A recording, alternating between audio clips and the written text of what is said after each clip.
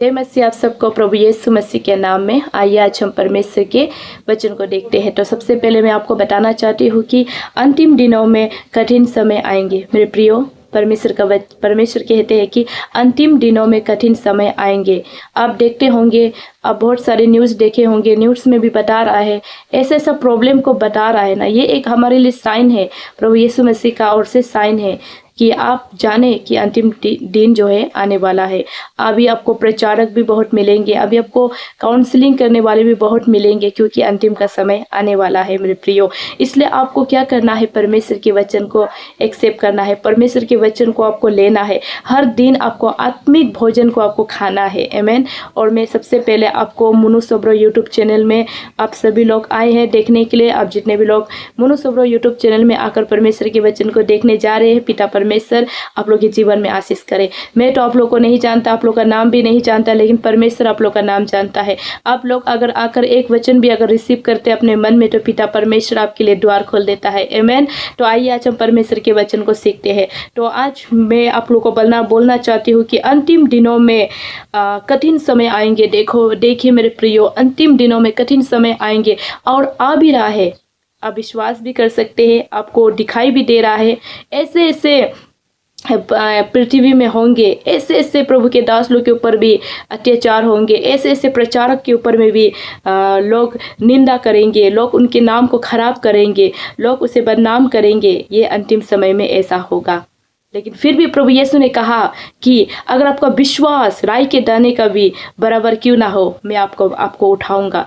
आप क्यों ना गिरा भी क्यों ना हो, लेकिन मैं आपको उठाऊंगा बोलकर प्रभु यीशु मसीह ने कहा है। इसलिए आज आपको विश्वास करना है और अंतिम दिनों में जो घटनाएं आने वाले हैं उससे आपको सतर्क रहना है, उससे आपको बचना है, ताकि आप परीक्षा में ना पड़े, ताकि आपका जीवन परीक्षा में ना बीते, आप परीक्षा में अपना जीवन को ना व्यतीत करें। आमीन। परमेश्वर आपसे कहता है मेरे भाई और बहनों, आज सुबह प्रभु ने मुझे अगुवाई किया कि बोलो अंतिम दिनों में कठिन समय आने वाला है। अपने बेटे और बेटियों को बताओ अंतिम समय में कठिन समय आने वाले हैं। और मैं आपको बताना चाहती हूँ कि अंतिम समय में बहुत ज़्यादा लोग जो है अधर्म में चलने वाले लोग मिलेंगे, देवी देवताओं की उपासना करने वाले लोग मिलेंगे, प्रभु को छोड़कर अन्य जाति की उपासना करने वाले लोग आपको मिलेंगे। मैं आपको बता रही हूँ, क्योंकि परमेश्वर कह रहा है आमीन कि आप देखने को मिलेंगे। आपके परिवार में भी आपका पति चढ़ जाने वाला होने से भी आपका पति चढ़ जाने वाला होने से भी आपका पत्नी चढ़ जाने वाला नहीं होगा। वो अलग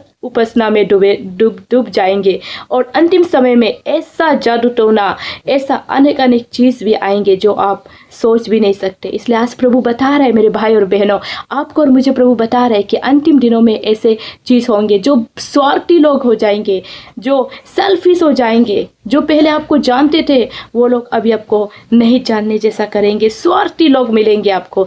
ऐसे अंतिम समय में आएंगे। ये चीन है प्रभु का, ये बता रहे प्रभु आपको कि आप अलर्ट रहे, आप प्रार्थना में रहे, प्रार्थना करें प्रभु से कहे कि अंतिम दिनों तक भी मैं आपका अच्छा बेटा और बेटी बनूंगा, मैं आपका अच्छा बेटा बेटी बनूंगा। अंतिम दिन भी क्यों ना आए, मैं अपने हृदय को धीरज रखूंगा। जो आपने मुझे कहा है पेशेंस रखने के लिए, मैं उस पेशेंस को रखते हुए आपका काम करूंगा, ताकि स्वर्ग में परमेश्वर के साथ उसकी महिमा करने पाए। आमीन। इसलिए आज प्रभु आपको और मुझे बता रहा है कि अंतिम दिनों में ऐसा कठिनाई आएंगे हमारे बीच में। ज़्यादा से ज़्यादा लोग अपने आप को प्राउड करेंगे, अपने आप को प्राउड करेंगे। दूसरा से किया होगा लेकिन वो अपने आप को प्राउड करेंगे। ऐसे अंतिम में प्रभु यीशु मसीह चिन्ह दिखा रहा है मेरे भाई और बहनों।